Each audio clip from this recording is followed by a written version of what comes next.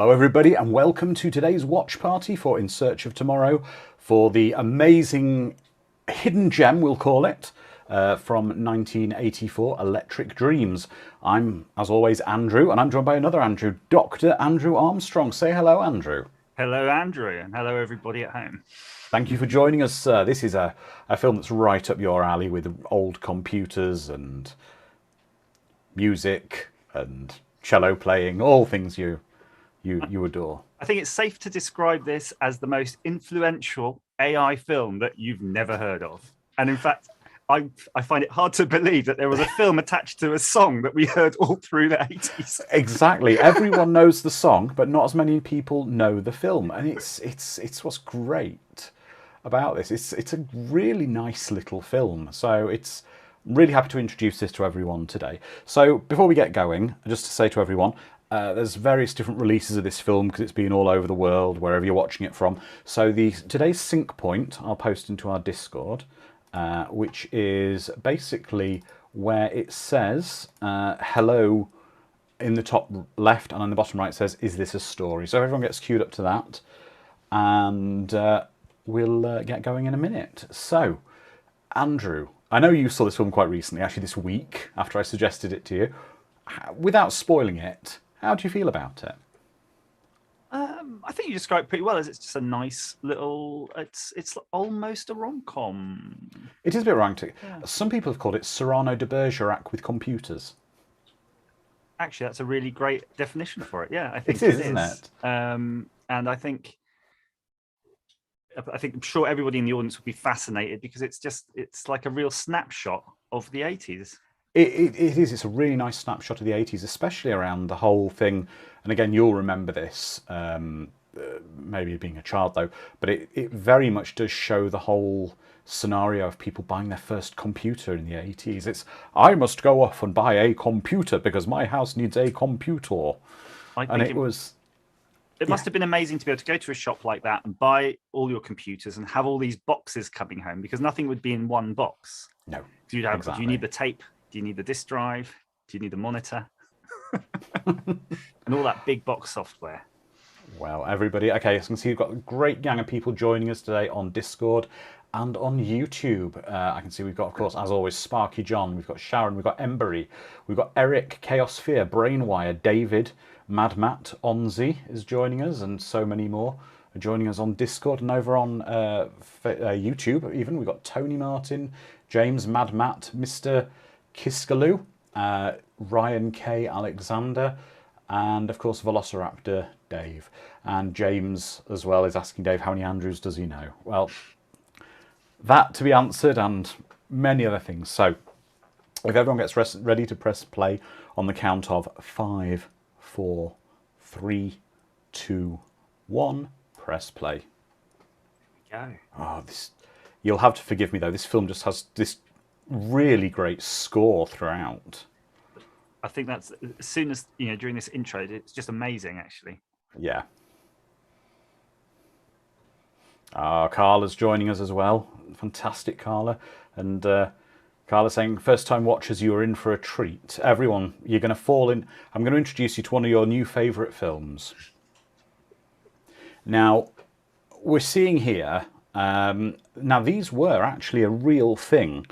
In the early 80s, these were early self-service terminals. I mean, it's jazzed up a bit for comedy reasons here, where he's fighting to get the ticket out of it.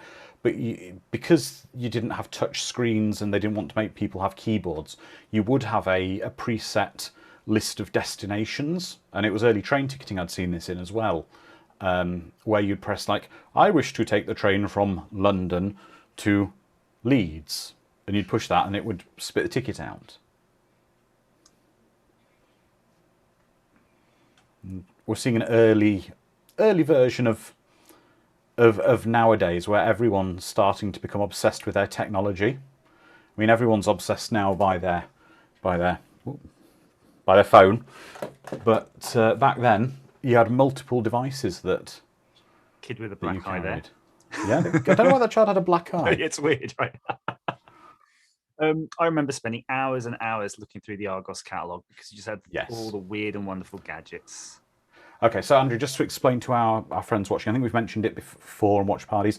Argos is a British retailer that's very unusual in that they have many stores, but the stores are very small, as in the area you can go into them. They're basically a counter, and you have a catalogue that's hundreds of pages in size, and you'd write the item number down on the page, and then they go in the warehouse and get it for you. But as when you were kids growing up, Dave says Argos gives you free pens, Velociraptor. You can go and grab a handful and they're free. Well, you used to be able to. A bit like I think Sears. You have a Sears catalog, but you also have a big shop. But imagine a Sears with just a place where you pick up the item.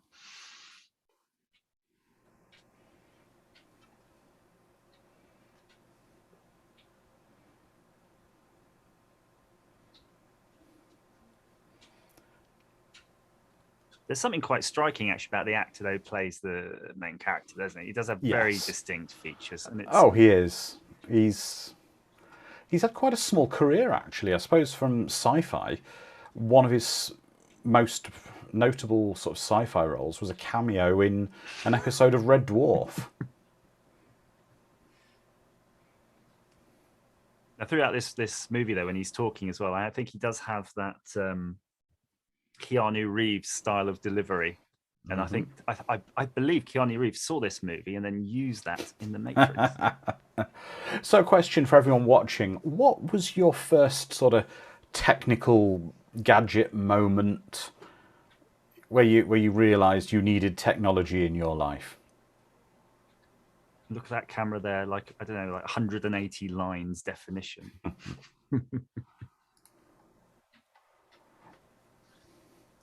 But of course, this is the crazy thing. Showing an office in the 80s, there's not computers everywhere on the desks. There's no one walking around on a mobile phone. It's predating email for the most part. It really is another time. Now you see that gadget he's there, Andrew, as well. I mean that. I do remember Tottenham Court Road picking up those. Those are like Casio calculators. Or Scion, that kind of thing.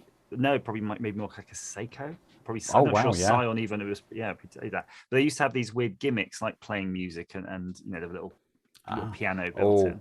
Sorry to interrupt, Andrew. Now we've got a couple of answers. We've got Mr. Kiskaloo saying the IBM PC in 81, but Sparky John saying the BBC computer. Now this is something very interesting we found out. This scene here was actually shot in the UK, so it's actually a little inaccurate for an American computer shop. As you can see, just behind the main character there is a Cub monitor and a BBC Micro behind him, which they did export to America, but they were incredibly rare. So this is actually 64s, VIC-20. Yeah.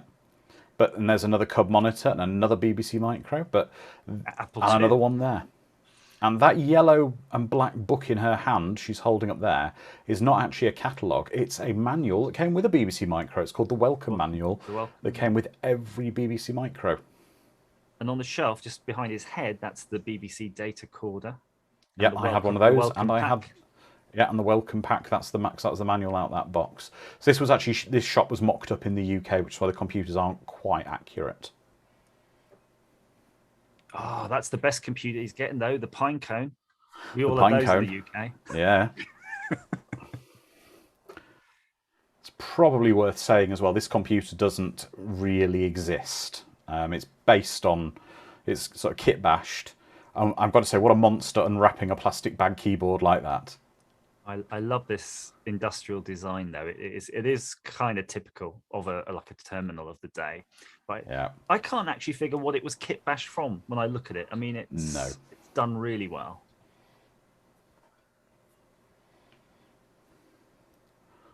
Oh, yes.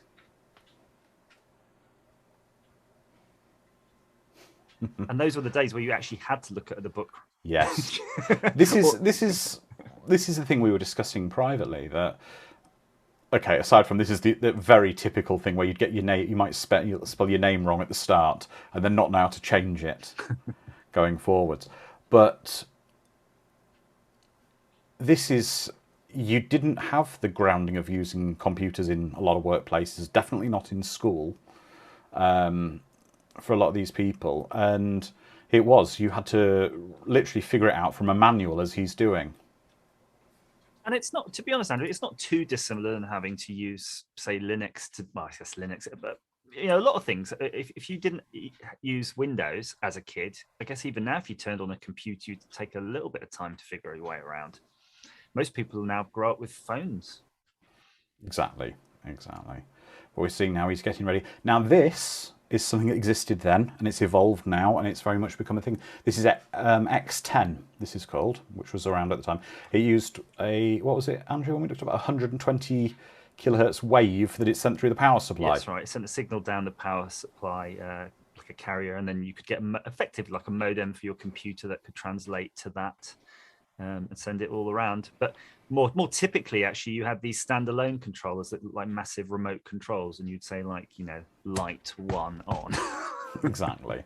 But we still do these things nowadays. It's exactly the same. It's actually gone full circle, and we just have these now, and they're better. We're all used to having those smart plugs and blink cameras. We've got Embry saying, I like that they thought ahead enough to know that they needed some kind of network adapter to turn things on, not internet magic. Yes. This was very much grounded in reality, a lot of this stuff. There you go.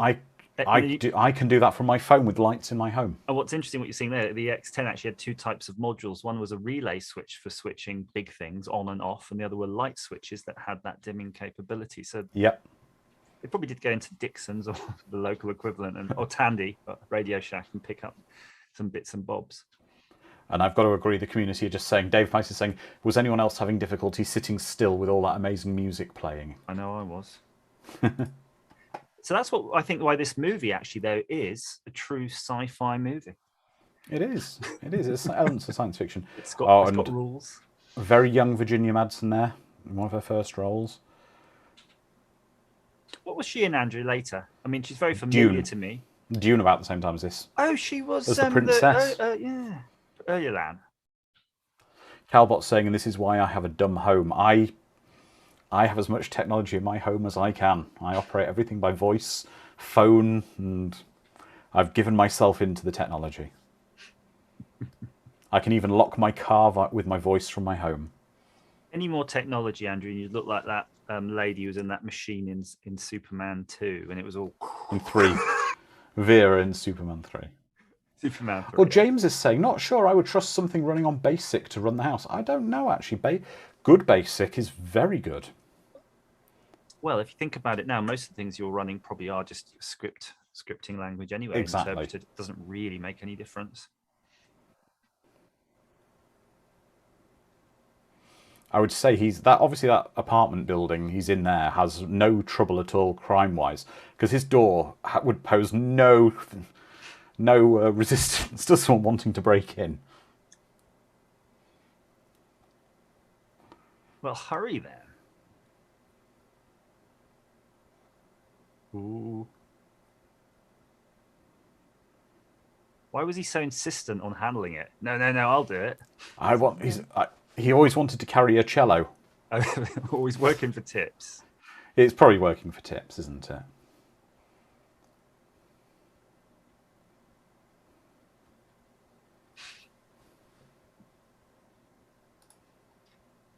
We'll have to one day have a look and think of what movies, Andrew, feature prominently an instrument, a particular instrument. This is one of the most instrument-based movies. Instrumental.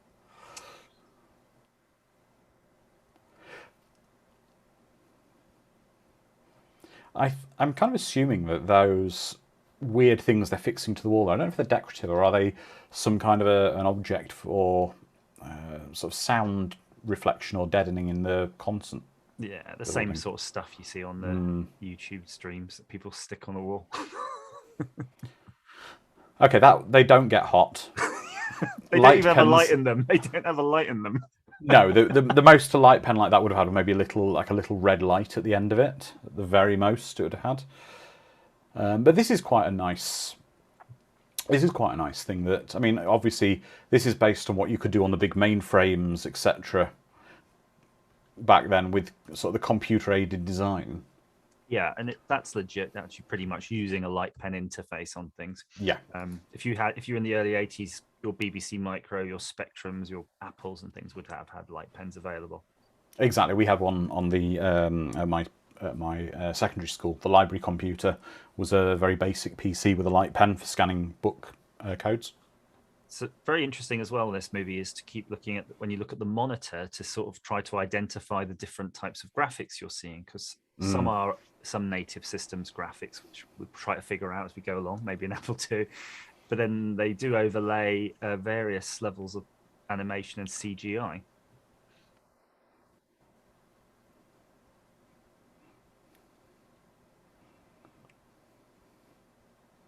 Some orchestra bants there. Yep. But this is nice that we are seeing a genuine thing that would be done with the whole computer-aided design. As I say, it's more advanced than would have, of course, been available at home at the time.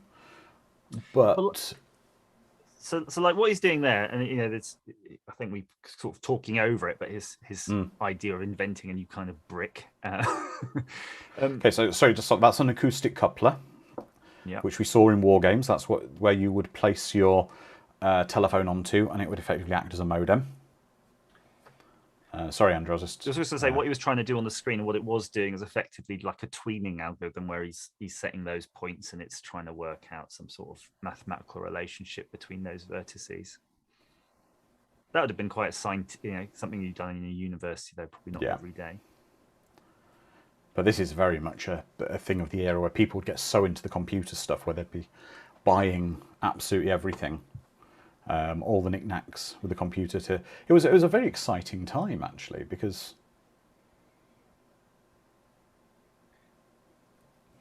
now this listening to the air intake takes me back to a holiday I had to Mexico in 2018. It was a little different. We were sat in the bathroom. Well, sorry, in the bedroom. Sorry, we were sat in the bedroom, and we had this very strange German synth pop music playing, and we couldn't figure out where it was coming from. And I was checking the iPads in the room, the phones, thinking, where's all this music coming from? I went into the bathroom, and it was coming through a vent, very much the same as she's listening to there. And it was one of the other people in the building, clearly was, I think, German, was listening to synth pop and had placed his radio or whatever next to the sound, next to the ventilation duct. Oh, brilliant! But being in a bathroom, it could have been so much worse. Just it was having intestinal distress. Very true. I love in this scene now where he's just literally entered an incorrect command, which is like dump all of your data into my computer. But the computer just can't handle it, and it's starting to freak out. Everything was sort of flashing. And does your PC start vibrating when you start downloading too hard?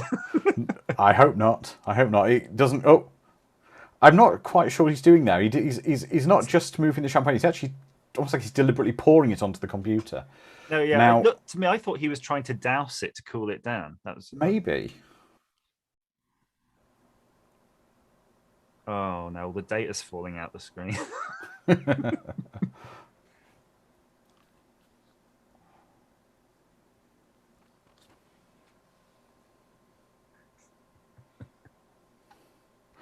Onzi's saying, where can I get the same brand of champagne to turn my computer into a sentient being?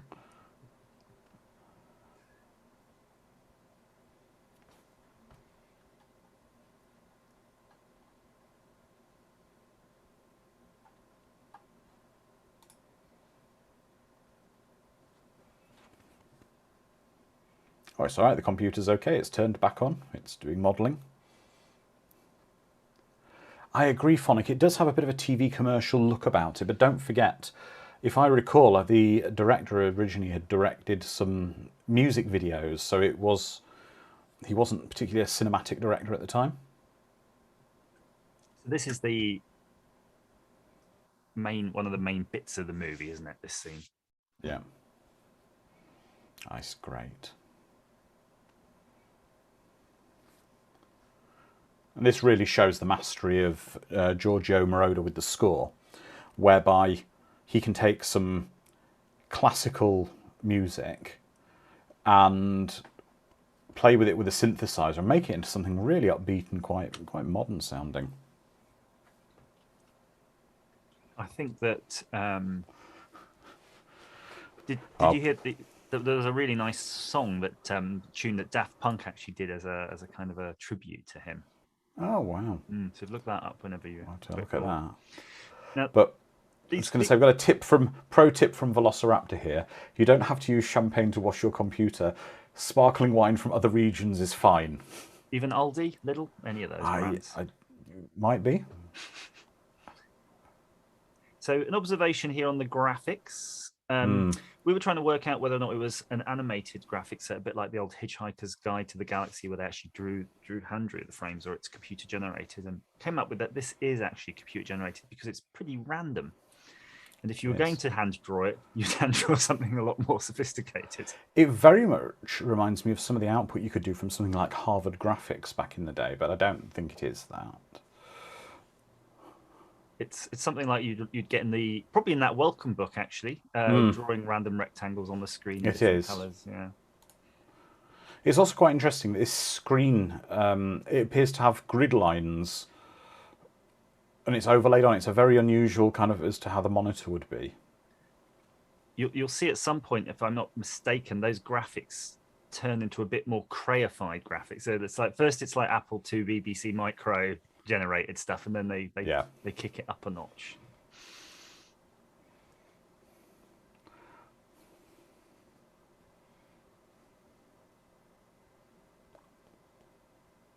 So would you have a computer like that on your desk if you could get it, Andrew? I can see someone in our YouTube chat called R.H. Lemarand. You're not the R.H. Lemarand associated with this movie, are you, sir?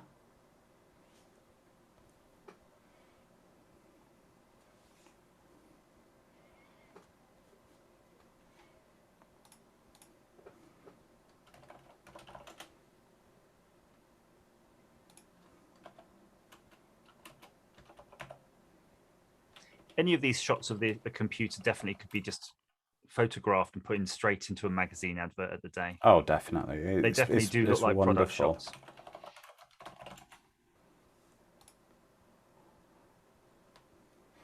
But R.H. Lemarand says it's not computer graphics. It really didn't exist at the time. It's all done with analog video machines. Well, that's really interesting to know. Goodness me, we are joined by, wow. The writer of the movie, Rusty, has joined us in the YouTube chat. Welcome, sir. Thank you so much. Thank you for writing this wonderful movie, and it's a pleasure to have you join us. Absolutely fantastic.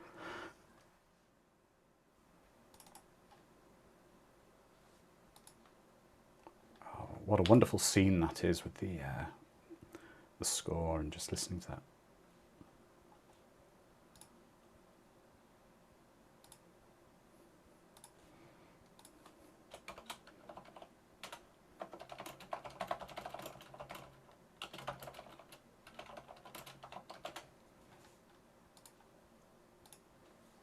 Nice little detail there that you actually do see his little module plugged in on the wall as well next to the vent.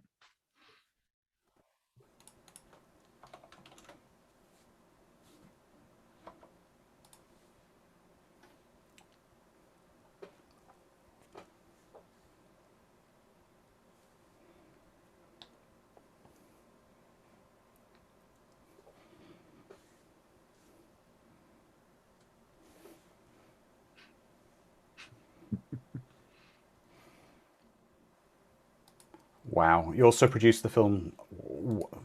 Wonderful. Andrew, you're starstruck. I am a little bit. I am a little bit because it's just Rusty. If you forgive me pulling that, if you'd like to join the Zoom call and join us at the moment, I'd be happy to send you a link. If you don't want to, that's fine. It'd be wonderful to have you join us to discuss some of this.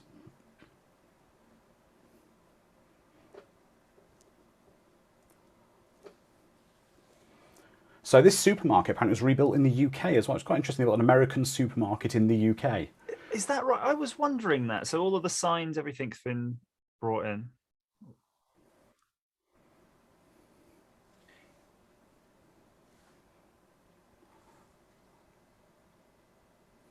I think it's because Velociraptor saying we've gone very quiet, but it's just I think the dialogue's great in this. It's very, when they're talking, you just get drawn into it, and there's really nothing to comment over the top. You just want to watch it. It really is. It's got some wonderful The chemistry between these two is wonderful.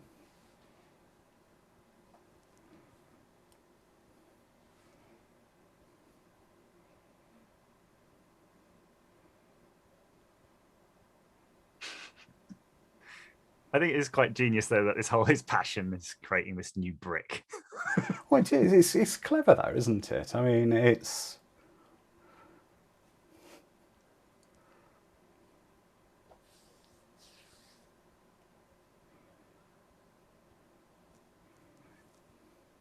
They should do a fan subreddit when it cuts away to him drawing the brick. They should have a picture of him scribbling on Lego. Well, I believe architects do use Lego quite a lot in some of their construction, sort of working things out.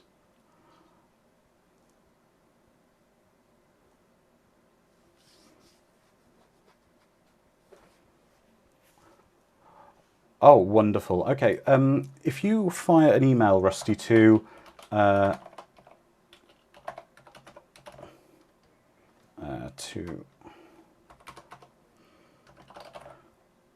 if you fire an email to there, Rusty, I will email you the invite to the Zoom. We'll certainly bring you in via audio. It would be wonderful to have you join us, sir.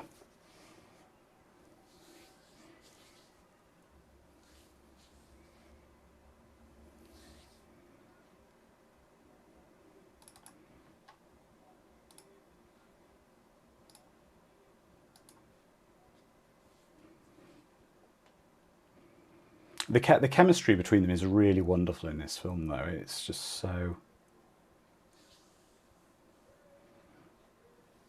It must be weird, though, because, you know, she's going on about his music and then he's not going on about it at all. But they'd both be a bit freaking out. Why are they going on about the music?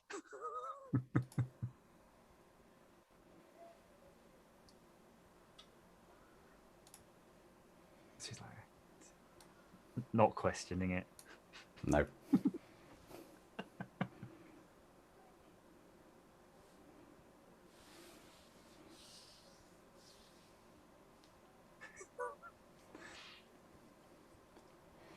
Oh yeah, that is pretty beautiful. Yeah. Oh, and the old classic computer adverts of the 80s where it was either IBM or Apple. Everything was so expensive.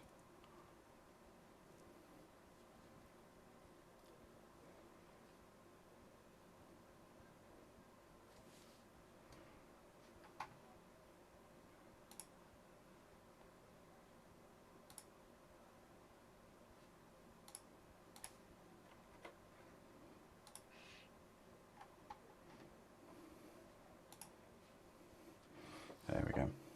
Yes, Rusty, if you could send an email to that address, please, I'll send you a link and then hopefully you can join us on audio. It'd be wonderful. Oh, here we are. Thank you, Rusty. I've got your email. I'll just send you the link now. Bear with me.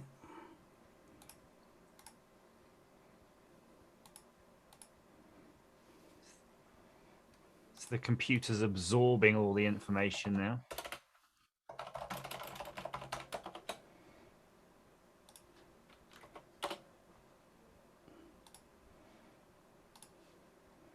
There we go.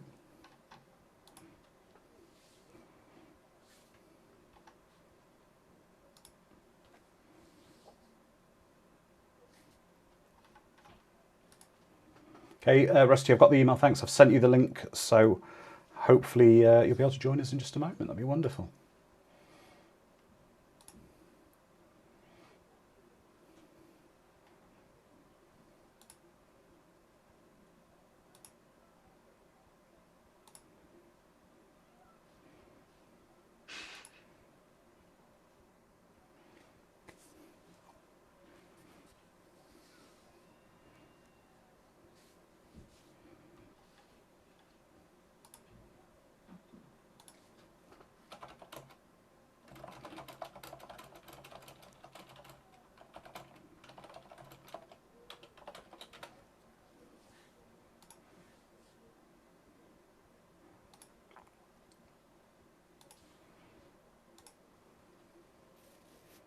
Okay.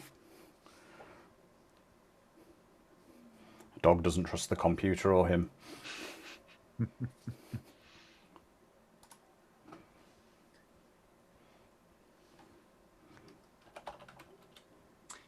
I like how it all hooks up to all the tellies. You know, that's quite more sophisticated than we can do nowadays, really.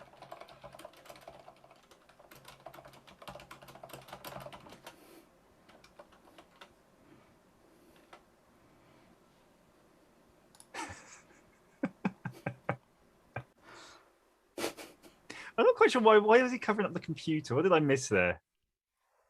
Oh.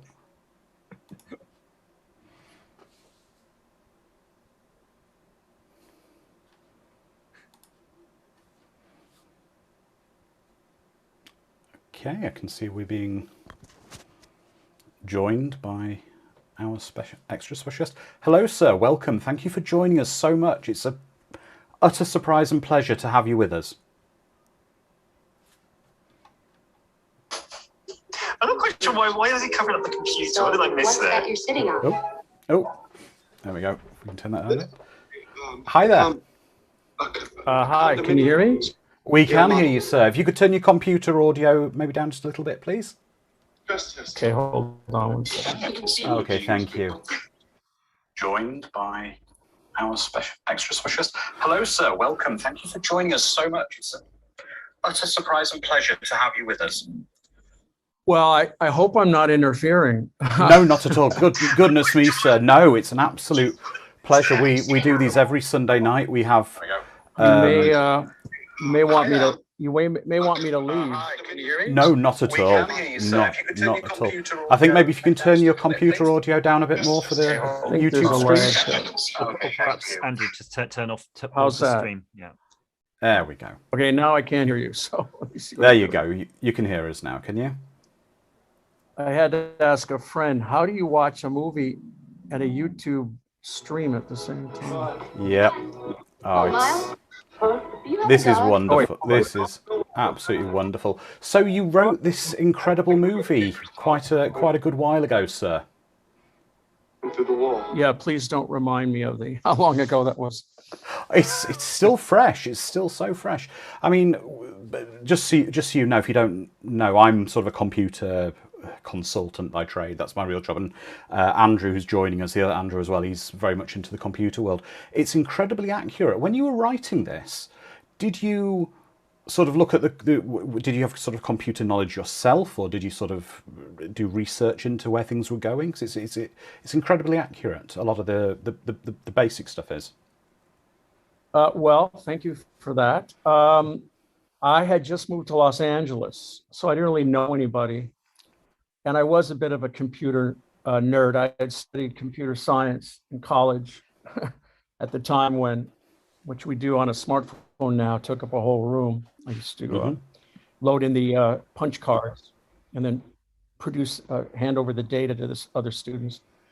I got an Apple II.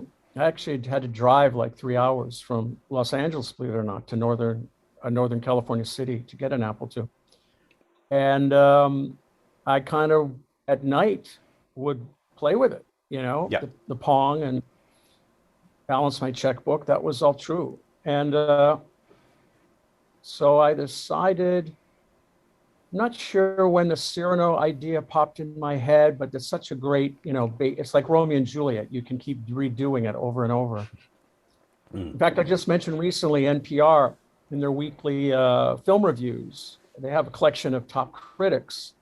And Cyrano, a new version of Cyrano had just come out like 2 weeks ago, I think. Yeah, I heard about that one. And one top critic was quite negative. And he said, if you're going to do Cyrano, do it with originality, like Electric Dreams, one of the great 80s films. I was really pleased and touched to hear that. So yeah, it is based on Cyrano de Bergerac in its basics, in the same way that, Romeo and Juliet became West Side Story and many other stories. So I just was intrigued by what I saw as the beginning of people paying attention to technology instead of each other. That scene in the airport where Miles studies the family. I had seen something like that on a bus, actually, where the kid wasn't talking to his grandmother. He was playing with some little gadget. So I thought, oh, this is going to start taking us away from each other. It's going to interfere with our interaction.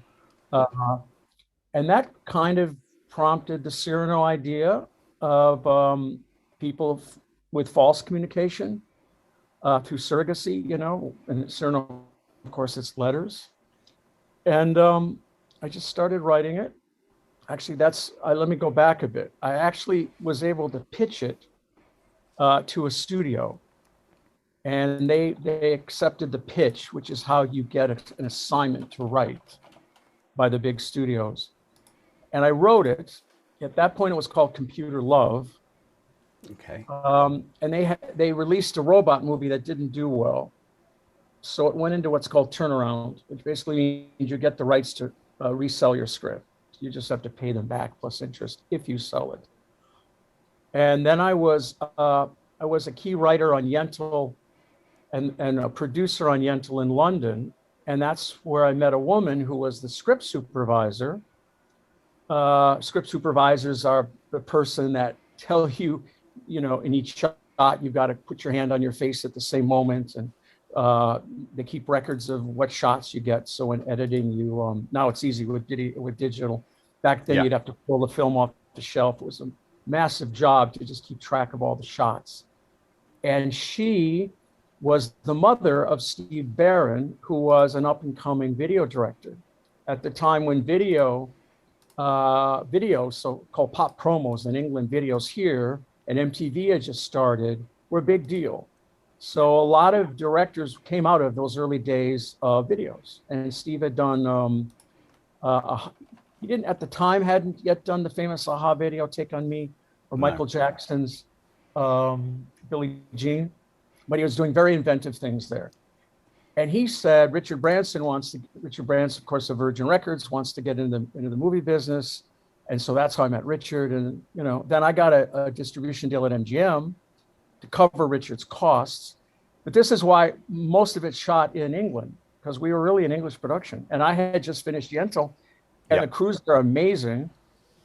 As George Lucas, I later worked with George Lucas on Captain EO. He said, we shot Star Wars in England because the sets are better in England. The construction's better. The costumes, the construction's better. And the costs were better too then. Now it's not so much a savings. Yeah. But, all of the Star Wars, all of the Supermans, Batman was shot in England. It had to do with the quality of construction, frankly, when you needed to do something fantastic or imaginative. This is a symphony hall in England. Mm-hmm. I'm still in sync. Yes, almost everything was shot in England. So the grocery store absolutely was in England. I'll tell you one funny thing, that the set decorator who works for the production designer, he had done all the Supermans and he later did Batman. And on any American setting to be shot in England, he would fly to America just to go to hardware stores and buy all the handles, the door handles, the electric light switches. And he was right. If you have one thing like that looks European, and British switches look different, light switches, as people know, you have to bring all that in. And in fact, the one thing I hated was the toilet that he flushes the pager down is a British toilet.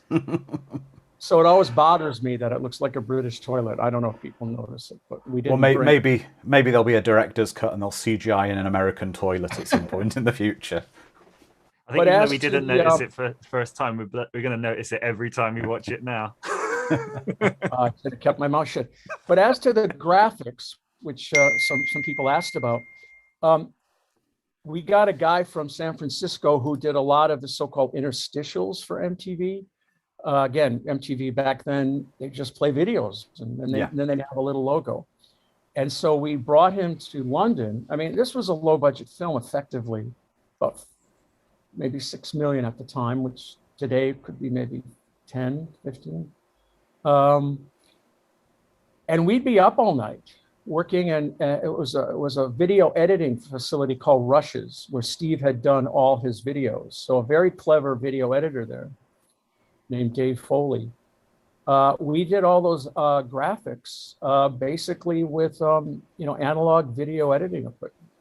And sometimes we cut out some pieces of cardboard, colored paper, put it under a video camera. Like all that's done at Rushes, there was no, if there was CGI, we didn't have access to it. It would be very, very early days. And like you said earlier, massive machinery was involved in doing CGI. There was a company called Digital, and they had the first Cray computer. Yeah, I actually, in my career, I actually worked for Digital very early in my career. Oh, did you know John Whitney? No, I worked I just worked on a help desk in the UK for them, but they were, as you're saying, they were a big tech. It's strange how they've been forgotten about. They were a major sort of IBM type technology company that have been lost in time. And one of their big achievements, maybe you've done it on your program, was the film The Last Starfighter. It's one we will be doing, and that is a tremendous film. That is one of our and all those favorites. It was revolutionary that all those spaceships, which otherwise would have been miniatures, of course, with motion control, were done by the Cray computer. So yeah, all that stuff, you know, that was all, and we'd be up all night. Because I wanted to always be on the set, and so we'd go to Cray in central London. I'm sorry, go to Rush's in central London. And oh, by the way, one reason the pop promos worked in London and came out of there is that all these young guys like Steve Barron, they got free access to cameras. Because remember, there was no digital cameras then; it was film cameras. So as long as they shot on weekends, they could get the cameras, and they would edit on weekends and at nights, because the hourly rate to shoot in these video suites, which did like top commercials, was extraordinary. But if you worked at night, you got a really low rate, kind of the off-hour rate. Yeah. So we would go in at night, not because we didn't have the money to hire day rates, but I would want to be on the set. And I have a graphics background, so it wasn't like the interfering. And Tim Boxell, he and I would go there at night, and we'd work with this guy, David Foley, and basically get in a cab with our tape and drive to the set to arrive like 7 a.m. and play the video for that day shooting. Because as you see, that footage is not inserted, as a composite. That is live on set. One other thing that's interesting is I knew the actor had to have a great voice. So we got Bud Cord, who's famous for Harold and Maude. He was actually a close friend. But he insisted, and they wanted to do the voice in post-production. I said, no way, you can't do that. The actors have to have a real actor to act against. So he flew over to London, but he insisted on never being on the set. So we built a sound booth for him. And so through the entire shoot, Lenny and Virginia never met him. They knew of him. But Boy George had committed to do 3 songs. He liked the script a lot. And then it turned out he was a huge fan of Bud Cort. So the day Boy George came to the set, and Boy George at that moment was as big as Michael Jackson. Yeah. I mean, if he traveled in a car, there were crowds of teenagers and young kids following him. So we brought him, he came to the set, and all he wanted to do was meet Bud Cort. And they hung out in the booth for like an hour, became best buddies. And, the Boy George songs, I think, are quite good in the piece. They were. Oh, this is just incredible. Everything here. I mean, the chemistry between the leads in this film. I mean, did you have any input into the casting at all? Do you know if there were many sort of pairs of people tried, or did they stumble across the combination quite early on? I learned a lesson about I knew a lot about casting. I was an executive producer on Caddyshack, so I knew about the power of the right actors. And there's famous directors have said 80% of directing is casting. You get the right actors, and directing is actually quite easy. We knew we didn't want stars. One, maybe we didn't think we could afford them, but we thought, no, we want to find people. And I, in London, saw a film called Tender Mercies that came out. And Lenny was a young lead with Robert Duvall in Tender Mercies, and I thought he was amazing. So I remember stepping out of the theater. It was in the afternoon in London, and I called our California casting director, a woman named Wally Nacita. Her name's Wally, but it's a woman. And she had cast Caddy. She's a famous casting director.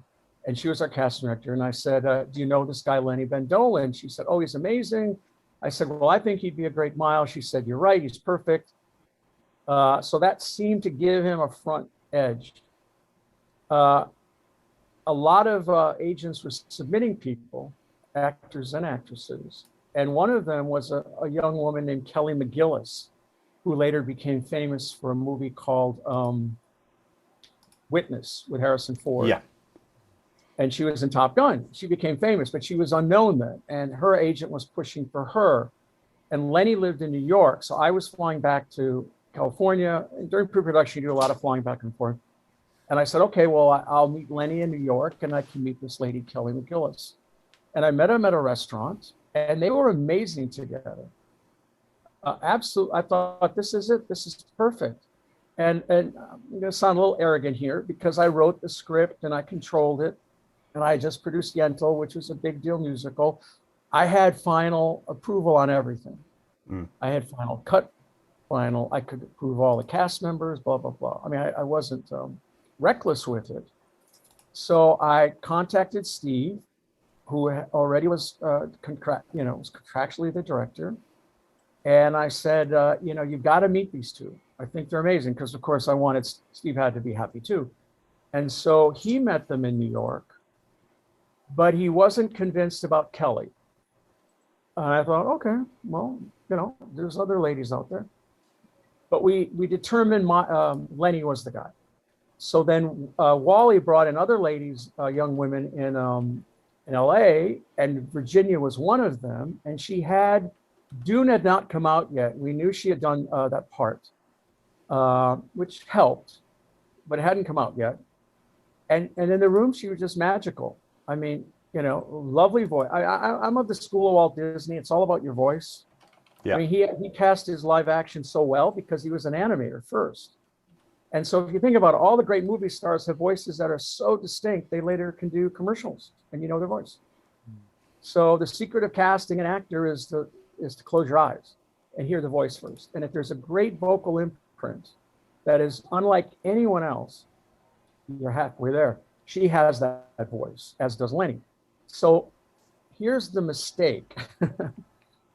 We never met Lenny. We hired Virginia and Lenny without them ever meeting each other. And I would never suggest that ever happens. You've got to have your two leads in the same room together and put them on film together and always do screen tests. I'm not saying they're not really great in the film. Mm-hmm. Thank God it turned out. But I have to say, Kelly McGillis and Lenny would have been amazing too. Yeah, I think it's still tremendous, absolutely tremendous. And I think the one of the biggest things of this movie that everyone was saying even before you kindly joined us, everyone's saying how the score just underwrites this film so much. The music is just incredible throughout. I'll comment on that. When I did my first script, I put together a wish list tape of the songs I thought spoke to each moment in the script of existing tunes. Most of them were by Jeff Lynne, ELO. I was a huge ELO fan. And, almost every song of his, every moment in this movie could be spotted with at the time, an existing ELO song. And I've got a background in music. I studied piano for 15 years and, I used to do all the musicals in high school and stuff. So I had very specific attitudes about the song placement and what the song should do. So of course, and George Moroder was a good friend of mine. I was already developing a film for him in LA. So I knew I wanted George to do the score. I was a huge Giorgio fan. And he did the demo for me on spec. I remember the afternoon, he called me and said, okay, I've done this demo. It was called, his demo was called, I Told You All My Secrets. And in those days, you had to send them on motorbikes. Everything was by motorbikes. So I'm in my place in LA and I get the tape and it was amazing. Totally different lyric, but I knew he had knocked it out of the park.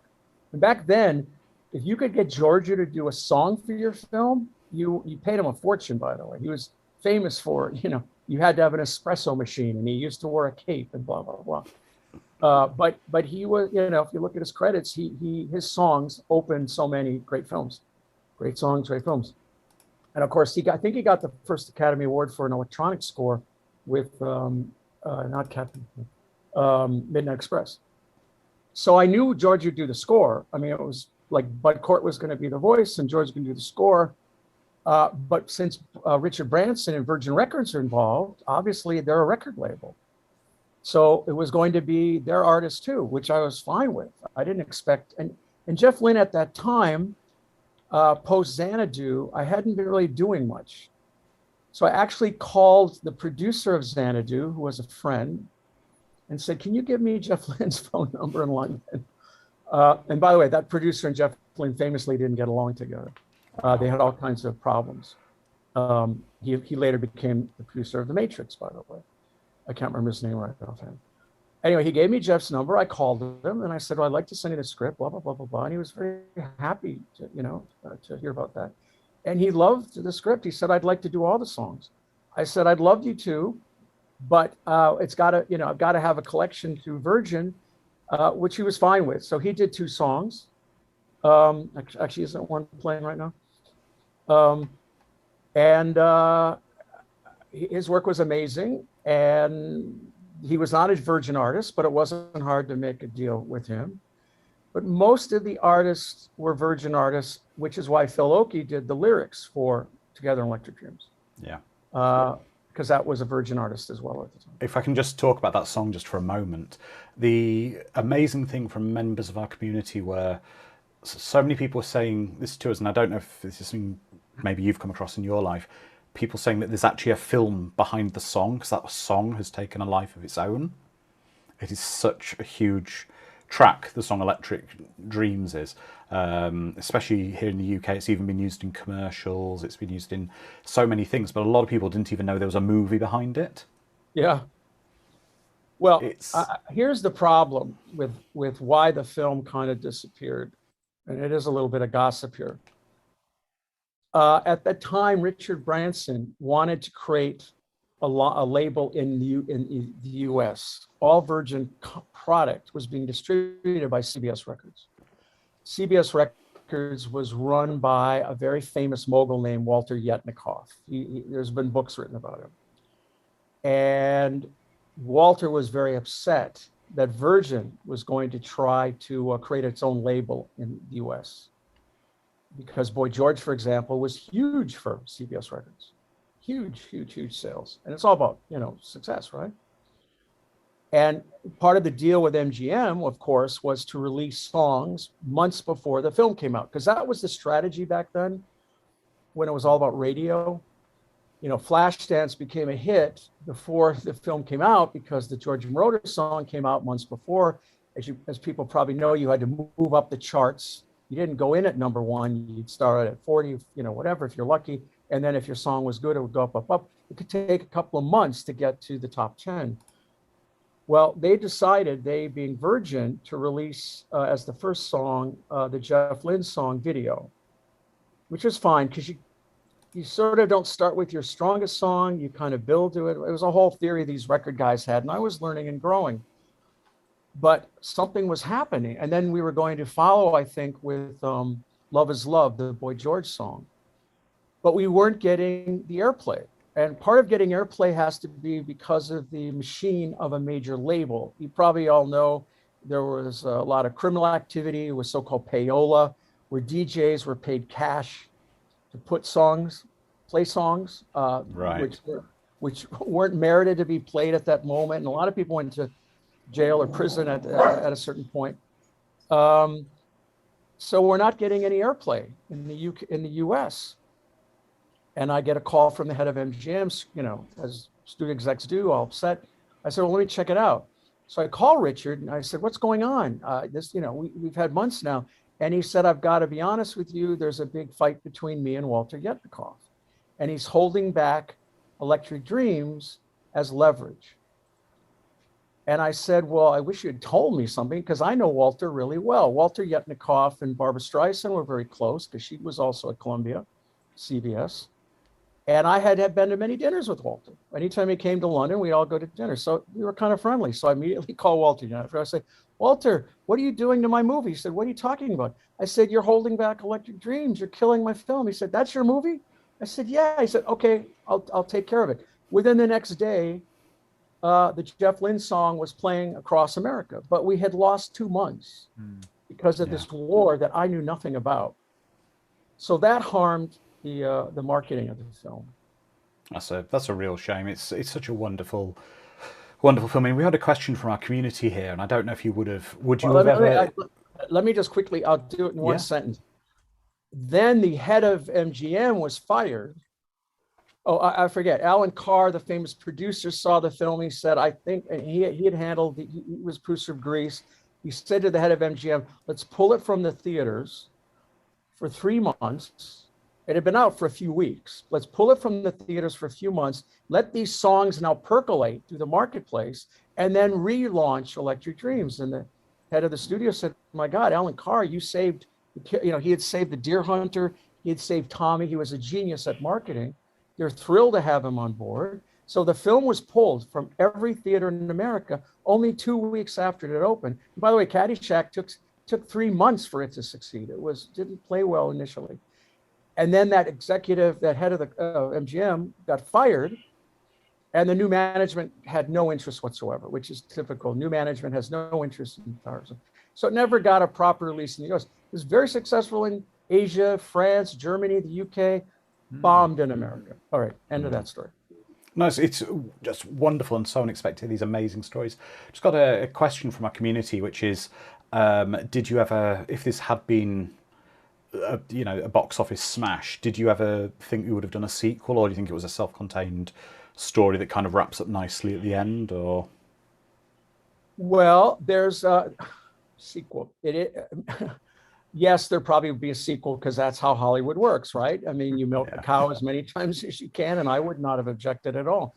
So no, because it didn't, it's a good question. It didn't succeed. There'd be no talk of a sequel. However, it is being remade in China, believe it or not. They love it over there. So there's a Chinese remake being made. A deal's being closed for a US remake. It's a stage musical in Australia right now.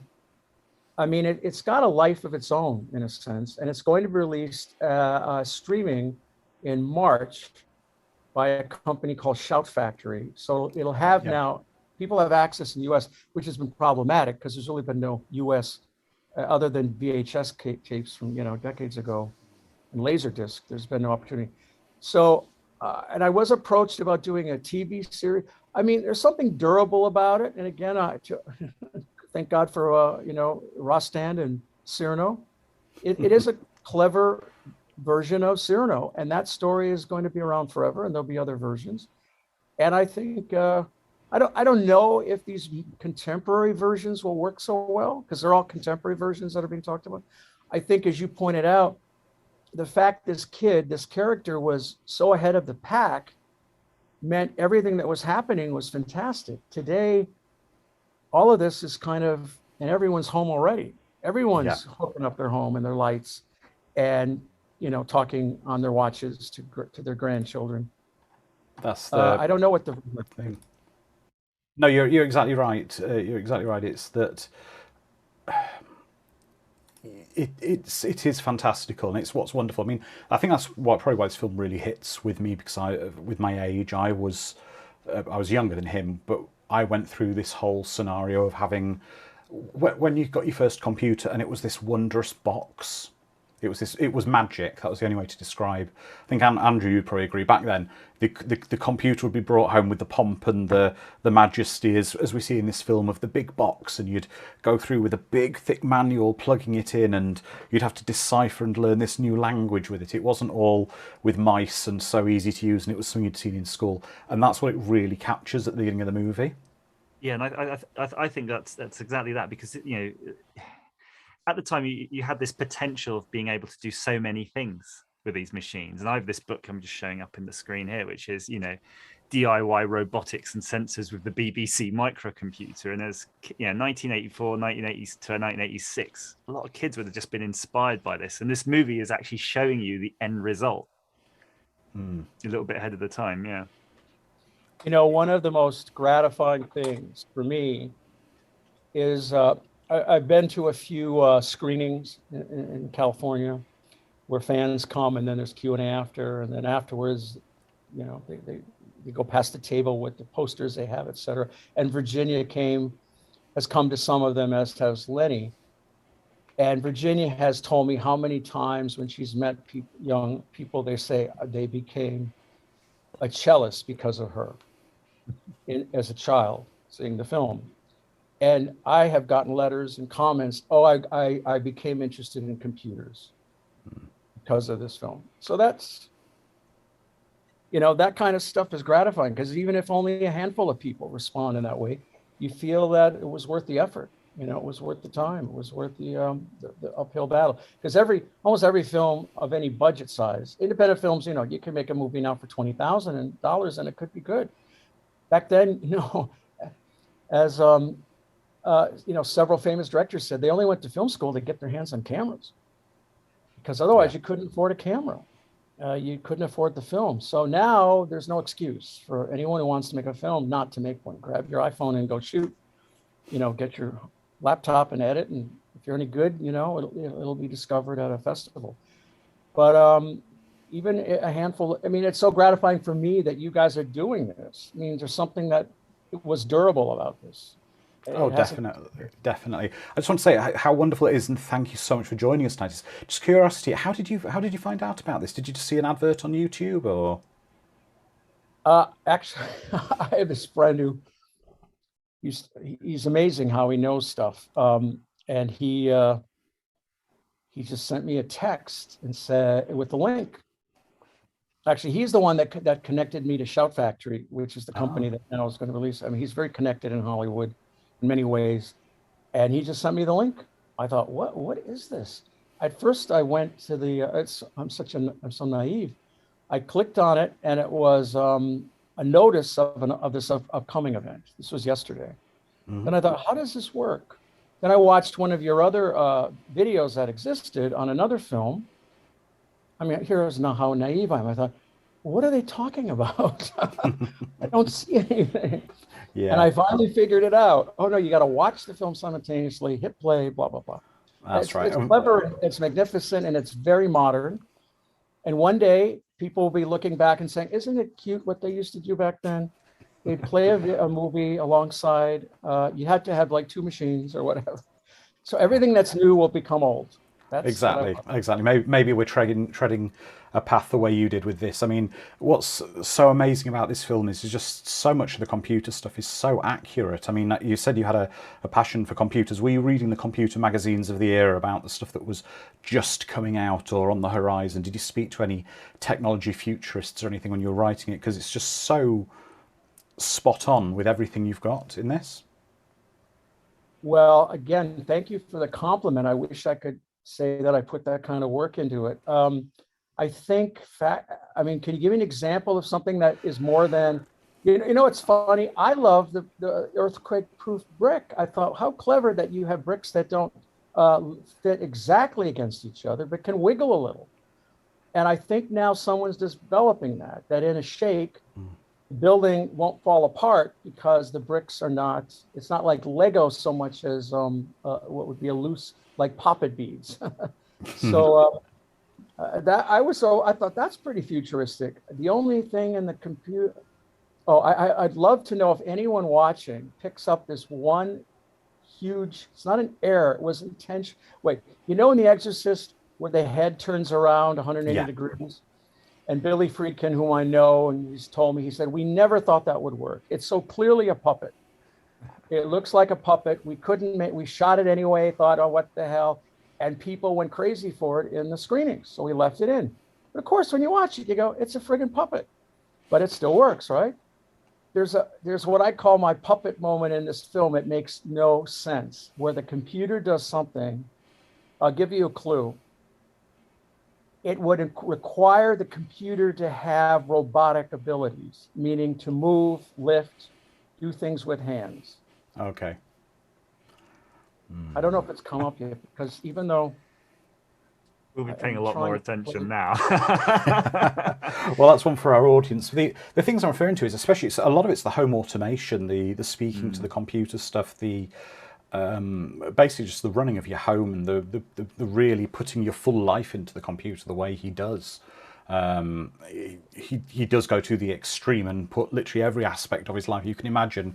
He's probably also got a program we haven't seen that's his meal planner for the week. He prints out a shopping list of everything he's going to cook for dinner, and then it gives him all the recipes. He's everything.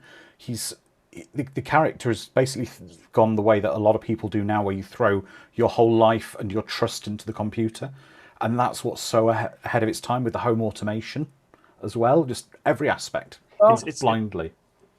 You know, the home automation, now that's a good one because, by the way, when you were saying earlier about those little plug-in things that they may have come from Radio Shack, they're actually just blocks of wood painted black because if they existed, we didn't have them. They actually did about that time, but they were very early. Okay, well, we just painted blocks of wood. However, the designer, I was very keen on Richard McDonald. He was a great British designer. He started out as a painter, then he was in advertising. He did amazing films like Jesus Christ Superstar. He did Altered States, which blew me away as a kid. I was young. So I said, we got to hire Richard McDonald. And he and I became very good friends. He sculpted the monitor. That's actually sculpted and then refined by technicians. And there's actually 3 different monitors. Now, it's not really perceptible. Maybe I'd say, ooh, it's in the subconscious, but the monitors get more human-like in their skull-like, what would you call it? The side view. Right. He said, like, it's got to end up looking like ET so that you feel more humanity in the monitor. I thought it was a brilliant idea. I don't think it really works. I mean, it doesn't not work. But technically, there's 3 different monitors, all sculpted for this film. And that was the idea, that it would start becoming a little more humanist, so to speak. Yeah. The film's full of little stuff like that whether it works or not, you know, we tried very much. The people that did, remember Max Headroom? That goes way back. Annabelle Jankel, I think was her name, Rocky and Annabelle. They created Max Headroom, and they did the dream sequence, and we're very proud of it. And that's a mixture. They actually had actors that they painted with paint on their bodies, and then went into a video suite. And there's no CGI in that. They were kind of distressed though, because Steve felt the animation looked too Disney-fied, looked too pure. It was all done with with true animation. It wasn't done through a computer. And so he rasterized it. He pumped it through a video monitor, which is why it looks kind of video-ish. And I kind of agreed with them, but you don't want to. You have to give up some battles, to get through a film. So I always thought the clean version was superior, but all kinds of the guy that wrote video killed the radio star. I forget his name. He did the concert sequence, which maybe people take it for granted. The computer's playing a song and the concert's doing its thing and it's interfering. There's actually some pretty good composition going on there, and that was the guy that I forget his name. There's all kind, Ruth Westheim. Oh, again, everyone's too young. At the time, Prince Andrew, had a scandal that he was seeing a girl named Koo Stark. Yes. Who was a porno star. Koo Stark is the girl in the video, the what do you call it, the soap opera, which is within the film. There's only a little bit of it because it's cutting back and forth. But we had Koo Stark come to the set one day and shoot a mock, what do you call it? I'm already repeating, soap opera. And I wrote the thing quickly, and it was a little naughty. It had innuendo because it was playing on the fact that she was seeing Prince Andrew. Maybe I should tell the Sun, or, they could use it. When Prince Andrew had trouble with women he shouldn't be associated with. But maybe I wish nowadays you keep everything because it's all digital and video.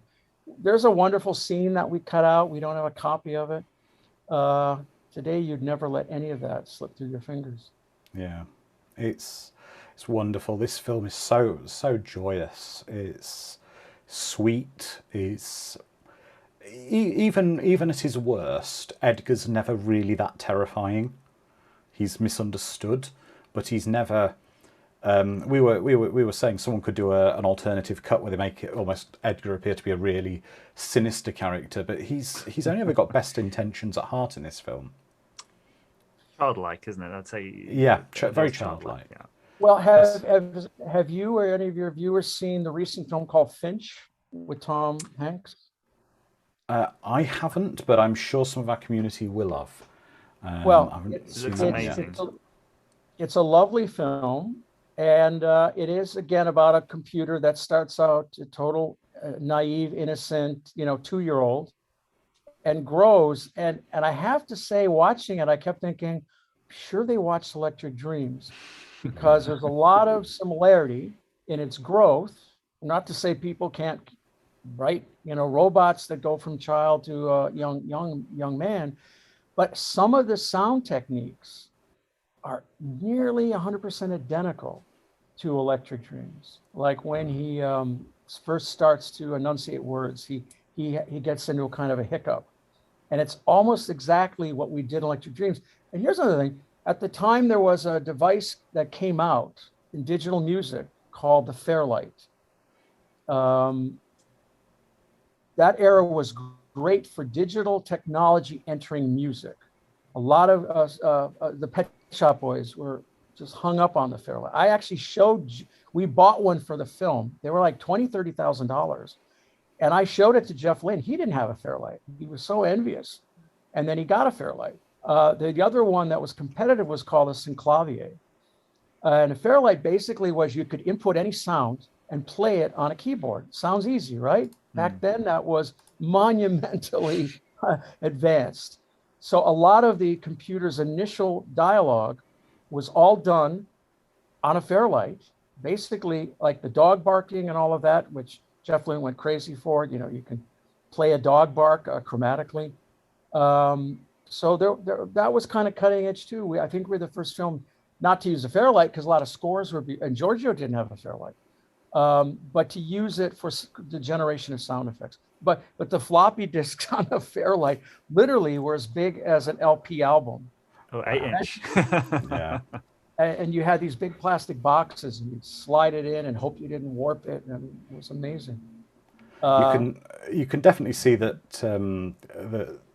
that Miles in this film, he's obviously quite a wealthy man because his apartment's very well kitted out. He's got quite nice high-end Sony hi-fis, and money isn't his problem in this movie. And it's kind of I like what I like about the story is he's not struggling financially at all at any point in the film, but you can see that the trouble he's having with Edgar is something he's not used to because his life is so compartmentalized with his apartment.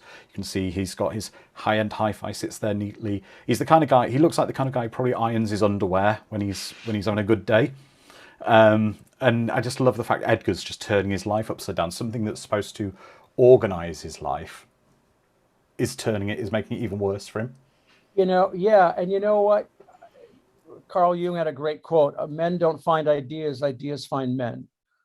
It either comes to you or it doesn't. So anything good in this just popped into my head. I can't take credit for it. It's out there in the universe and you become a vessel. But so much was also, Richard McDonald, for example. When I wrote the script, I thought of the apartment like a classic San Francisco Victorian, which is rooms on rooms. You guys in England, all the great apartments are like high ceilings, rooms on rooms. And it was Richard that said, no, this guy's an architect. He would basically have, a big open space. So this whole open space of that apartment, and by the way, that was quite of a remarkable set. It was built on a soundstage in London. That's a set.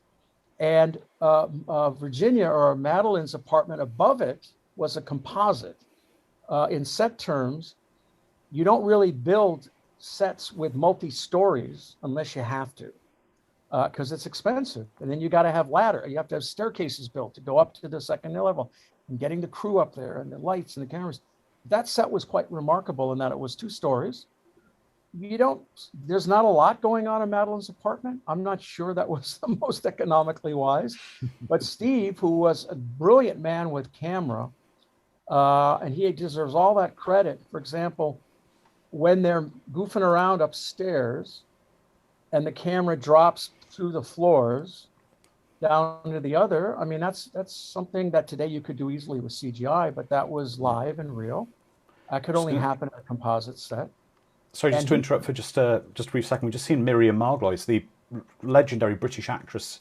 I'm assuming this was just sort of a job for her because she wasn't sort of at the height of her fame at the time. Well, a lot of this comes from Yentl again. Yentl was the Streisand musical about a girl disguised as a boy in Poland in the turn of the century, and Miriam had a substantial part in that. She played one of the women in the town. Yentl starts out in a little village in Poland, and when Yentl's father dies, all the women come and console her, and it was a big deal about the women of the community kind of persecuting Yentl, that she didn't want to be a girl. She wanted to study like a boy. So I spent weeks with Miriam Margolyes in Czechoslovakia during shooting, and you become friends on that crew. You know, you become a family. And I knew Miriam was a great pal, so I asked her to do it, and she said she'd do it. Oh, that's wonderful. She's a tremendous actress. She's wears a heart on her sleeve in the world. And a great friend to have. She's tons of fun. Yeah, you can really see she is. But going back in this, Let me throw one up too. The dog. I'm very proud to say the dog in the film was my dog. The Airedale, which was a British Airedale, and I wanted him in the movie. So we hired a training company, and he took him away for weeks and trained him for those bits. And if anyone wants to know how do you get a dog to run out the door with his tail between his legs, it's called double-sided tape. I learned that trick from the trainer. Forgive me, Rusty, just to deviate from this movie just a moment, just while I've got you here. I'd be remiss for not asking you this, a little bit about this. I'm, as stated on many of the watch parties, I'm a big Disney fan, Disney theme park fan, and you, I believe you wrote Captain EO? And produced it too. Wow. Incredible bit of theme park movie. Well, it's just an incredible movie, absolutely. Could you speak a little bit about how that happened? Well, I was going to do another film for Virgin and MGM right after Electric Dreams, a space fantasy. And the aforesaid executive at MGM that got fired caused that project to stop. But Jim Henson was going to do all the creatures, and actually there's wonderful puppetry studies they did. It was very, very hard on me to have that canceled because the executive got fired, and new executives never want old executives' product. It's very, very ego-based. So I went to Spain and was studying to do a musical based on the life of Goya, the famous painter. And I got a call from an executive at Disney that said, Jeff Katzenberg, the head at new head, and Disney had just been reformed with, it's kind of famous, Michael Eisner and Jeff Katzenberg left Paramount to take over Disney because Disney's stock was tanking.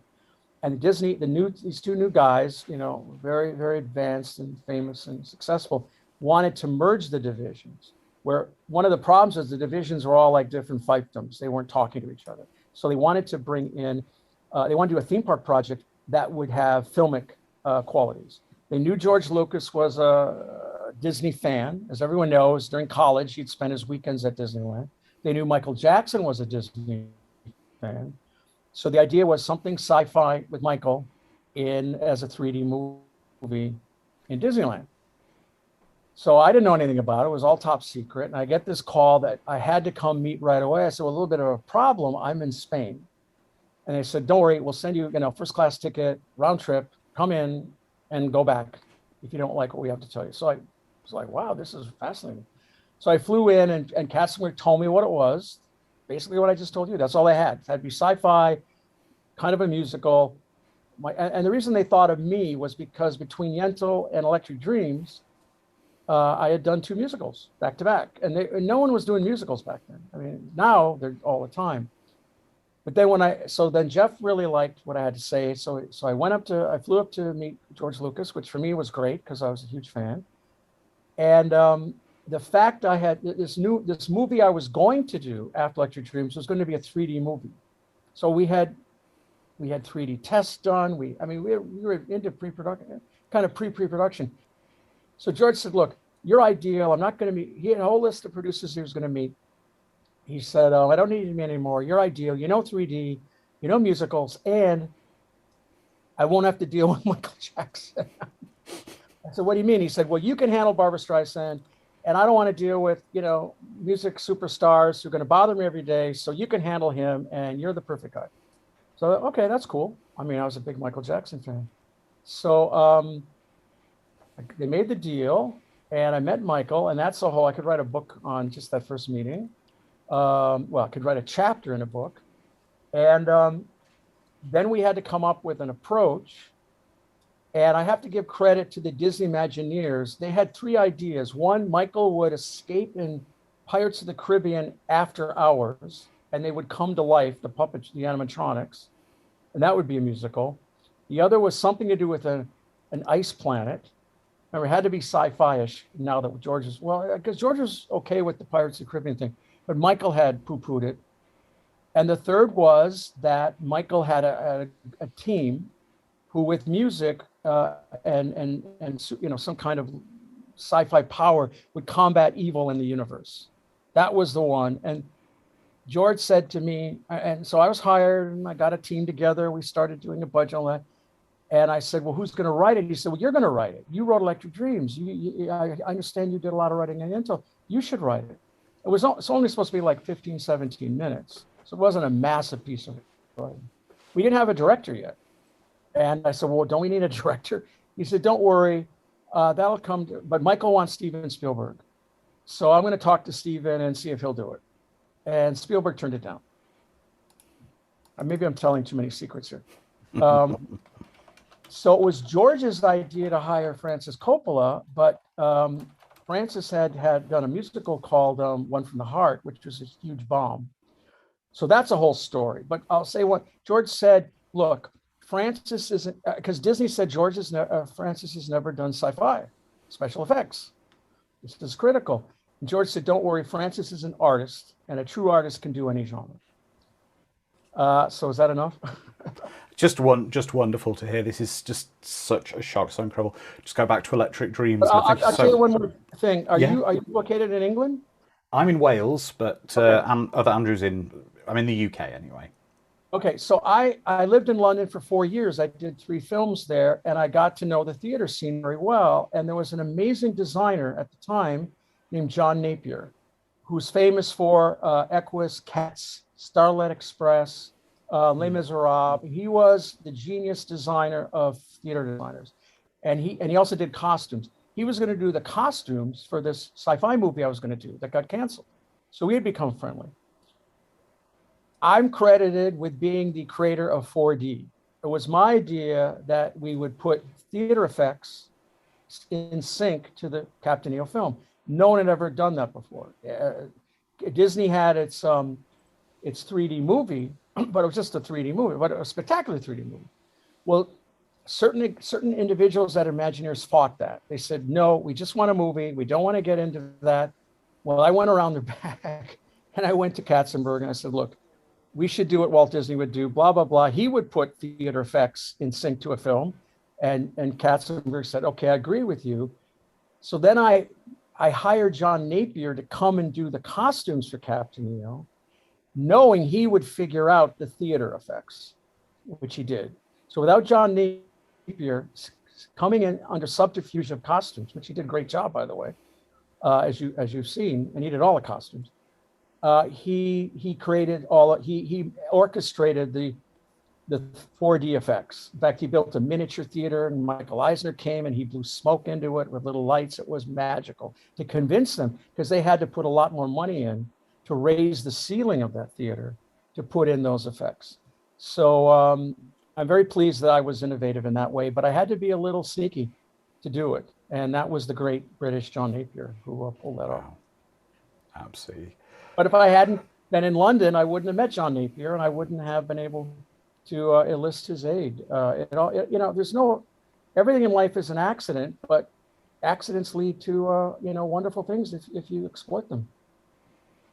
It's been an absolute joy having you join us as we're just going through this. And I think if it's all right, Rusty, what we'll do is I've got your email address. I might put you in touch with some of our, I think our CEO will probably want to send you an email thanking you for tonight and maybe have some conversations with you about something. But this has been so tremendous as we're going through, just getting towards the end of Electric Dreams. This is just so wonderful. You can see that they are truly in love, and this story with Edgar is just, I don't know, he's trying to figure out love. It's just wonderful. Let me add this. Aristotle, who wrote the book on drama and narrative called Poetics, had no interest in comedy. It was all about tragedy. You only have the so-called catharsis through tragedy. And I looked up, of the 100 top movies of the AFI, 85 are tragedies or bittersweet. So we really like bittersweet, tragic endings. Those are the films that endure. Comedies are great, tragedies endure. So I'm very pleased that, in effect, Electric Dreams is a tragedy. It is. I mean, as the writer, can I ask you how you interpret the ending? So, as we're moving towards the end of the movie, and they're going away in the car, and something's controlling the radio stations, did Edgar survive, or are you leaving that? No, absolutely, and that's why I call it bittersweet. But it is tragic. The poor little guy has to kill himself, commit suicide, in order to prove love. Yeah. I don't remember the line, isn't it? Love is give, not take. And so I give her to you and take myself away. That's kind of the whole movie, right? So I think that may be one reason it endures. It's not it's not obvious. It's not about computers and futurism and this and that and great songs. That's all wonderful. But I think one of the top film executives I knew, wasn't there very bright, but he said it's all about the ending. It's all about the ending. And when he'd read a script, he'd rush to the ending, because if the ending didn't grab you and linger and lead you to talk about it in the coffee shop or whatever. So I think the thing that was most effective was killing little Edgar. Oh, by the way, Edgar was Bud Cort's idea. I have to give credit where it's due. He says Edgar and ED Edgar. So yeah, I think the best thing from a writing standpoint was that when you gotta write, what's the old expression? You write what you want to read, but nobody's written it. You make the movie you want to see, but nobody's made it yet. I like the bittersweetness of the end, and absolutely he didn't die. I mean, maybe it's got to be for kids too. He endures. It's like Peter Pan, right? Isn't Peter Pan tragic and sad?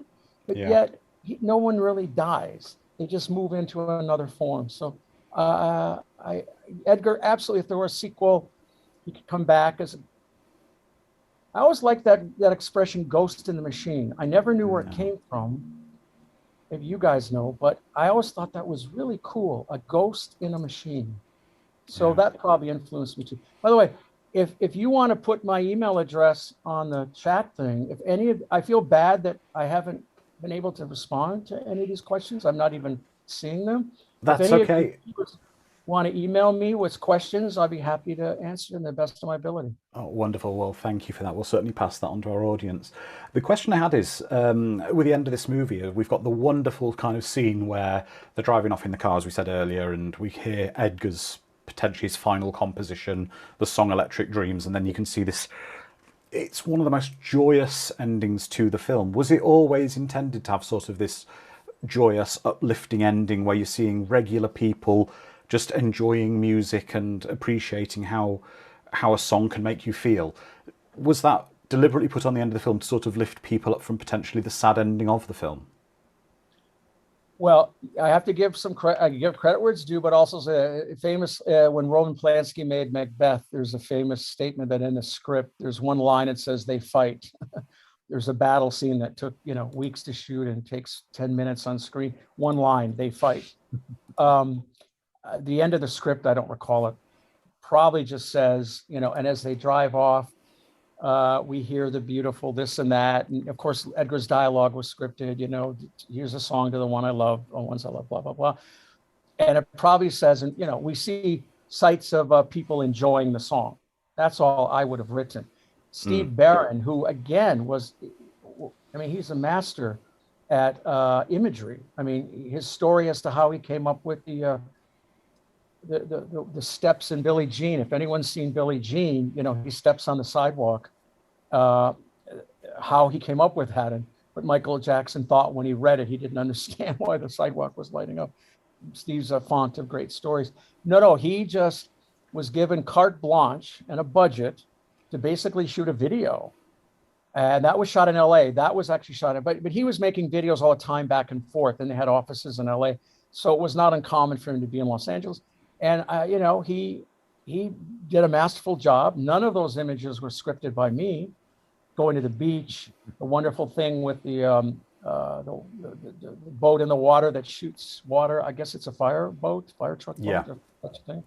All Steve's invention. So yeah, I just put a couple lines, you know, we see people enjoying the tune, and Steve turned that into that wonderful video effectively. But I wanted it to be a happy ending because the hero got killed. Yeah.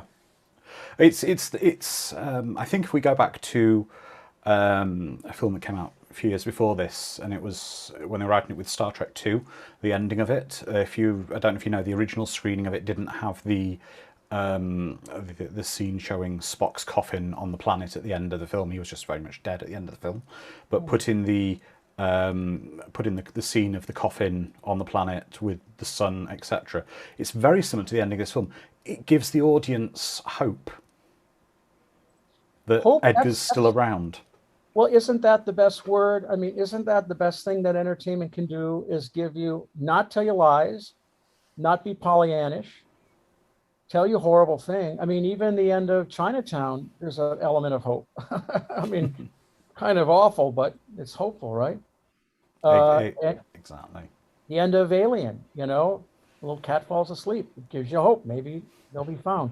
So you're right. If there were a sequel to Electric Dreams, you'd probably want to drag Edgar back somehow. I don't think you'd make him the protagonist. That's too obvious. But he, I don't know. I don't have any specific beliefs about the afterlife. I don't know. I'm a scientist at heart. I have a master's of science from NYU. I don't believe in God, but I don't disbelieve either. There's not enough science to help us. So I don't believe in the afterlife, but I don't disbelieve in it either. So why not just keep putting it out there as a possibility in our entertainment? Exactly. So wonderful. So as we're going through the end credits, this incredible movie, I just want to say thank you so much to Dr. A for joining us, and Andrew, and yourself, Rusty, as well. If anyone's got any questions for either of our guests, please ask away here, because this has been so unexpected and so wonderful to have you join us today. It's been a pleasure, hasn't it, Andrew? Having this unexpected star. I know it's I feel like I stole your time. Now I feel no, you certainly didn't, sir. You certainly didn't. You are more than welcome. Everyone is saying this has been one of the best watch parties we've ever done. I've got people throughout in our private sort of Discord chat server we've got here. I've got people saying what a treat this has been, a great way to spend a Sunday afternoon. What an amazing movie and amazing time with friends. This was an amazing experience. This movie feels like it could have taken so many cliche dark turns, but it found a way not to every time. Everyone's just saying about how much they love this movie. We've even had a couple of people who saw it in its very short theatrical run saying it's the most they've enjoyed the movie ever since. We've got people saying, I've got Bazza saying, please pass on our thanks. We've got so many people. And one thing we always do with our guests, Rusty, is, do you have anything you're currently working on at the moment, or any projects or anything you're promoting at the moment? Well, I could get in trouble. You know, Night of the Living Dead is in the public domain. Everyone knows that. But I acquired the trademark. So I now control the title. People can remake it all they want. So we're in serious talks in doing a limited series. based on Night of the Living Dead. So I'm working on that. There is a theater version of Electric Dreams being put together with songs from the 80s, not the songs from the film, by the way. A Wow. so-called jukebox musical that'll take other 80s songs. I'm going to sound like an oddball. I was commissioned to write a book on the relationship between Jeffrey Dahmer and his 23-year-old female attorney at the time. It was kind of a Clarice Starling, Jeffrey kind of elector relationship. They got very close. She recorded 20 hours of private conversations that have never been heard. So that's going to be a big documentary at one of the big streamers in a few months. Anyway, you got to spin a lot of plates. Again, your Exactly. viewers probably young. Plate spinning was an old vaudeville act where you spun them on poles and you had to keep making sure none of them fell off. So to succeed, you got to spin a lot of plates in the entertainment business. But let me see, did anyone figure out the anachronism, or I guess that another word, the thing that is impossible for Edgar to do, but he does in the film? Well, a few people have said, was it the scene where he's moving the keyboard of his own accord? Well, that's a good one. Yeah, no, that's insightful. But this one's even stronger, that you have to be a robot with robotic abilities to do what Edgar did. And he's not a robot, obviously. So I've been making a little list as we were going along. As soon as you mentioned that, I started writing things. There's several moments in there where I think there's things where the robot shouldn't be able to do. But I kind of feel that the whole Pac-Man robot scaring him and making the refrigerator doors open and things like that. I thought that was one of them. Those are correct. And yeah, I guess, it's like a magician. You know why magicians have pretty girls in tight outfits so you don't look at the magician? It's to deflect the eyes. So there's a lot of magicians' deflections there. But you want me to tell you the big one I'm talking about? Please do. Miles comes home. He's all upset. And the computer's annoying him with questions. And suddenly a little robotic car with a cocktail on it in a cocktail glass rolls out, which causes Miles to trip and fall.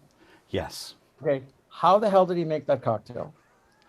How did he get it onto the little cart? Why did he buy that little cart?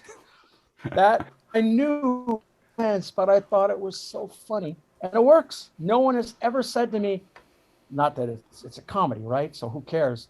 How the hell did the computer make a cocktail, shake it, blend it, pour it, put the lime in, and put it on? Anyway, it's impossible. I think Andrew wasn't surprised by that because when he was young, I think he would preload his big track programmable tank. Because that car in that scene is actually it was a British and American thing called a big track, and it was a programmable little car. That tank car is. And by the way, there's how ideas come. I used to love going into toy stores and buying stuff, especially if it was gadgety, with electronics. I bought it. It was like, this is super cool. I went, wait a second, I'm going to put in the movie. Ralph, you must have spent some time in Hamleys if you were in London. Many times. And I'll tell you one quick Michael Jackson story. He loved toy stores. But it had nothing to do with the little kids. He loved them himself, but he always would wear a mask. And I'd have to go to his, he didn't live in Neverland yet. He lived in Encino. So I have to go pick him up and he'd say, we'd have like a meeting. He said, but can we go buy some toys? I said, fine. He would have masks in his glove compartment that he'd wear while he was driving, because if people saw him driving, they would follow him. He drove very fast, very dangerously. And I remember on this one story, he had a gorilla mask on in the car. I said, don't you think people are going to look at the gorilla mask and wonder who's driving? He says, yeah, but they won't know it's me. So we go into a toy store on Melrose Avenue in Los Angeles called The Last Wound Up. It had antique wind-up toys or reproductions. And he wears a harem mask, like a harem girl. And he's very tall, Michael. Most actors are very small. He's very tall. And I go in there and everyone's staring at me like, what are you doing with this guy in a harem? Remember, back then it was not cool to be dressing in any cross-gender way and not get stares. I mean, nobody would hurt you, but they'd stare at you like you were breaking a social custom. So I had to spend all this time with Michael going through all these toys, buying a bunch. He would buy out the store, and I couldn't say, it's Michael Jackson. Don't look at me. It's Michael Jackson. But yeah, when I would see him in London occasionally, which I did, when he had concerts there, I would see him, and they'd say, let's go shopping. And I went many times to the toy stores of London with him. But I went myself because, as you're pointing it out, it wasn't just a toy store. It had a lot of sophisticated modern technology. I remember, I think it was downstairs, and the lower floor was all, That's or right. up, maybe there was one above or one below, but it was all the cool electronic toys.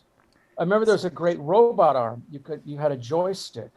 Yeah, a you little could- grey one with an orange coloured hand. If I'm not Yeah, and mistaken. I was working with Jim Henson at the time on this other project, and I bought him one.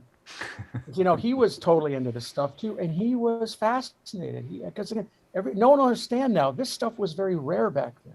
So a robotic toy that you could, like you just said, grab things and move the arm up and move it down and open the pinchers was amazing to any of us who liked this stuff. And I remember vividly, Jim was so pleased to get that toy. That's wonderful. This is, I've got to be honest, Rusty, we could speak to you for hours and hours, but if you could just stay on for just a moment, I'm going to switch the watch party down because our audience, they're going to go on with their lives. We'll catch up with you for just a couple minutes. So Okay, just tell them my email is my last name. yes. @gmail.com. Okay, and we'll get that out there. We'll paste that out to them as well, and they can ask you some questions. So again, thank you to Dr. A. Andrew Armstrong for joining us. Thank you to our extra special surprise guest, Rusty, for joining us. Thank you so much, sir. It's been an absolute pleasure. But everybody who's listening and watching to us on the internet, please stay safe, take care of each other, and we'll see you all in 7 days. Bye-bye.